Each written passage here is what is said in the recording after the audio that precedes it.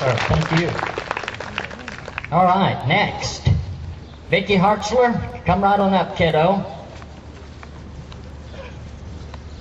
Now, we're going to have quite a few speakers here tonight, so 3 to 5 minutes, if you can hold within that time frame, we'd appreciate it. By the way, I better introduce myself. I did not do that, and I apologize. I think you know me, except for those outside of Webster County. I am Jim Jones. I'm the Webster County Assessor.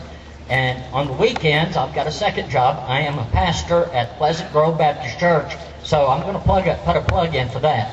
And after this tonight, I'm going to preach, and I will take up an offering, okay? So.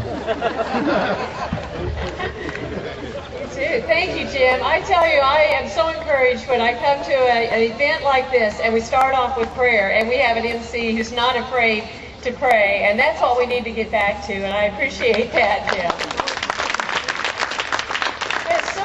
Back here in Webster County is just so encouraging. I've enjoyed getting to know you, and I look forward to working with you to take back our country.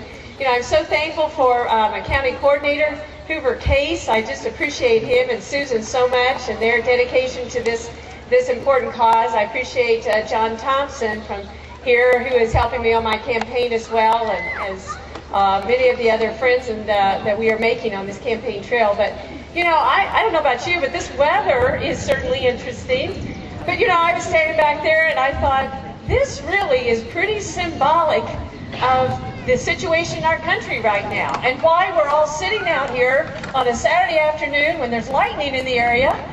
And it's because our country's in trouble.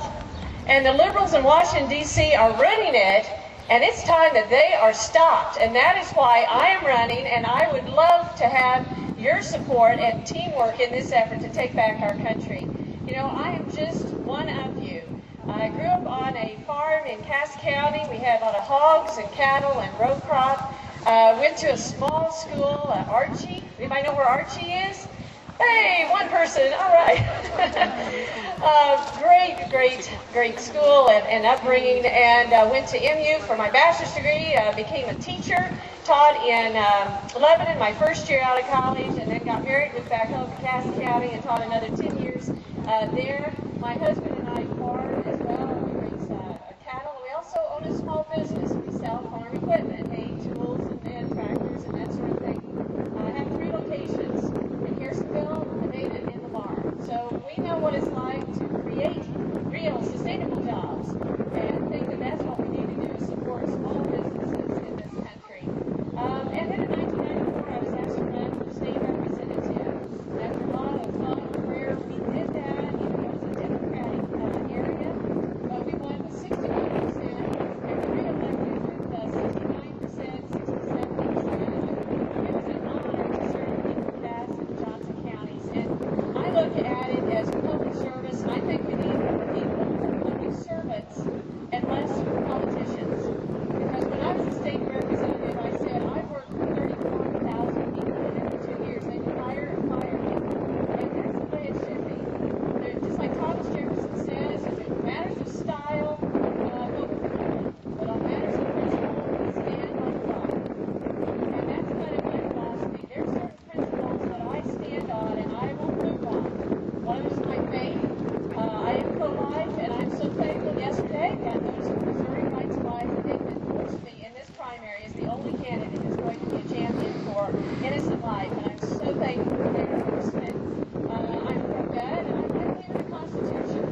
I'm standing on that life, liberty, and the pursuit of happiness.